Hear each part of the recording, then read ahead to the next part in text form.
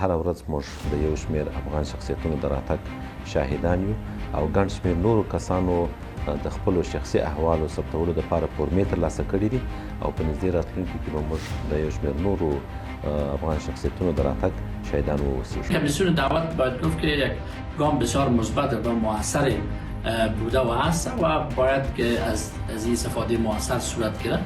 درباره کار بسیار پیش بود، بسیار زیادتر تبلیغات خوب و بیشتر بود و اکثر مردم متخصصین و سیاسیون و افغانایی که خصوصا در نظامی و اردو بودن اونا بازگشتن و کارتای مسئولیت برشان داده میشد و این بسیار از طرف خود مردم استقبال شد. امارت اسلامی کمیسیون را زیادتر برش توجه بکنه، اشخاص و افرادی که نخبه های علمی هستند از طریق کمیسیون میاند.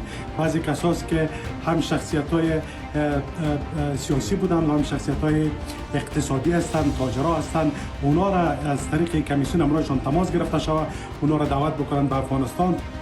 امن افغانستان که په کانګو کې نامعلوم راتلونکی.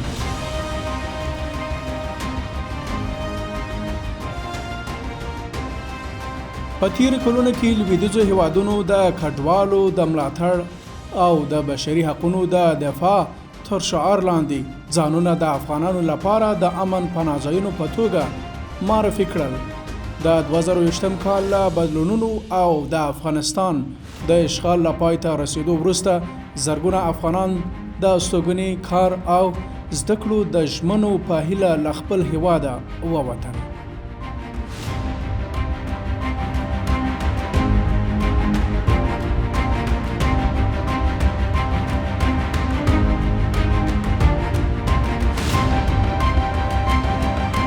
اوس د وخت په تیریدو سره واقعیتونه یو په بل پسې څرګندېږي.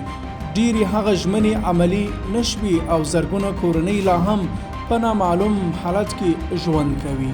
یو شمېر هغه افغانان چې بیلابیلو هېوادونو ته لیږدول شوي تر اوسه په موقتي کمپونو کې ژوند کوي بې له کوم روښانه پلان او د راتلونکي په اړه له اندېښنو سره. د دغو کډوالو یوه برخه په قطر کې په کمپونو کې ساتل کیږي.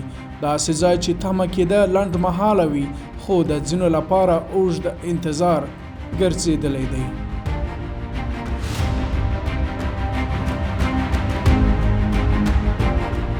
سربیره پر دې په ځینو لویدیځو هېوادونو کې د کډوالۍ سخت سیاستونه زیات شوي او د کډوالو د ایستلو یا دریمو هېوادونو ته د لیږد موضوع هم راپورته شوې. انداسې هېوادونو ته چې خپله له ناامنۍ او بې ثباتۍ سره مخ دي. دا وضعیت ښیي چې د ډیرو لویدیځو حکومتونو لید د کډوالۍ پر موضوع تر ډیره سیاسي او لنډمهاله وي، نه انساني او پایدار. کله چې د کډوالو شتون د سیاسي فشار یا تبلیغاتو لپاره ګټور و، هرکلی یې وشو، خو اوس هماغه کډوال د هغوی لپاره په ستونزه او لګښت بدل شوي دي.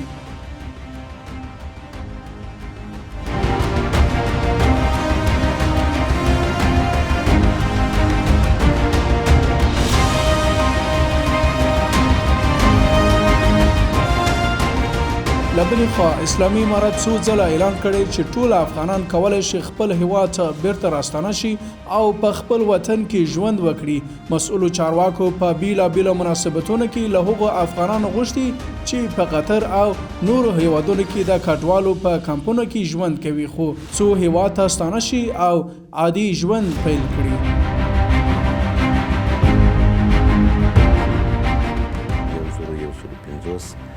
تنه د تماس کمیسیون د اړیکو څانګې له لارې څخه هېواد ته راستانه شوي دي. په دغه کسانو کې د تیر ادارې لوړپوړي کسان شامل دي، د وزیرانو په کچه باندې رئیسان، والیان، د پارلمان او د شورا وکیلان، د پولیسو افسران، د استخباراتو د برخې مهم کسان له دغې لارې څخه هېواد ته راستانه شوي دي او د مسؤلیت کارتونه یې ترلاسه کړي دي.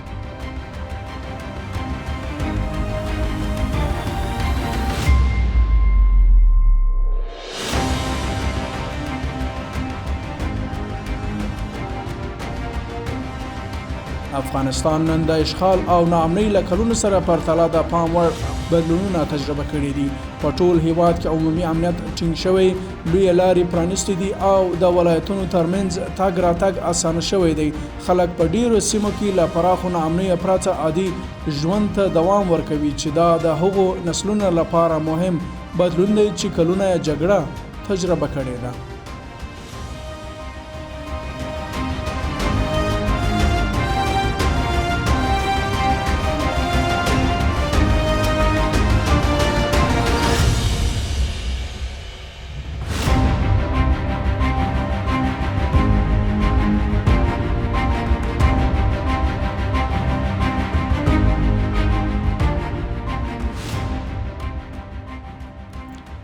د دې نوي وضعیت یوه نښه دا هم ده چې پخواني حکومت یو شمېر شخصیتونه بیرته هېواد ته راستانه شوي دي. هغه څېړي چې پخوا یې رسمي دندې درلودې او له بدلونونو وروسته وتلي وي اوس بیرته راستنې شوي دي. زه فکر کوم افغانستان 45 کالو جګړې ځپلی دی، زخمي کړی دی، پرهار دی. نن وخت ډېر رسېدلی چې د افغانستان ټول خلک هغه که ملت دی که اسلامي امارت دی او د حکومت مسئولین دي ټول باید په ګډه باندې لاس سره ورکو د وطن د ښېرازۍ دپاره د آبادۍ دپاره. روی کرد نه تنها مشکل این شهروندان را حل میکند بلکه مشروعیت داخلی و اعتبار بین‌المللی دولت را نیز در بحث حقوق شهروندی تقویت خواهد کرد.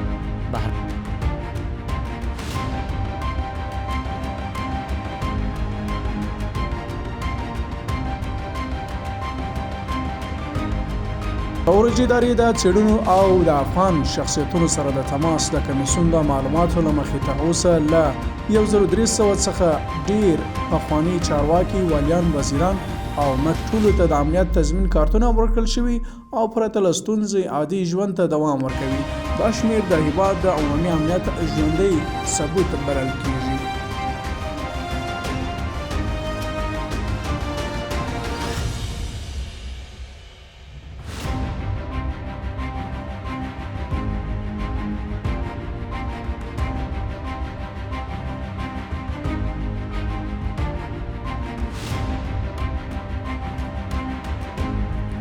همداراز اقتصادي فعالیتونه او د رغونې چارې هم په بیلابیلو برخو کې روانې دي. بنسټیزې پروژې، نوې پانګونې، له سیمو هېوادونو سره د سوداګریزو اړیکو پراختیا او د اقتصادي ځان بسیاینې هڅې هغه بدلونونه دي چې د افغانستان راتلونکی د ثبات پر لور بیایي.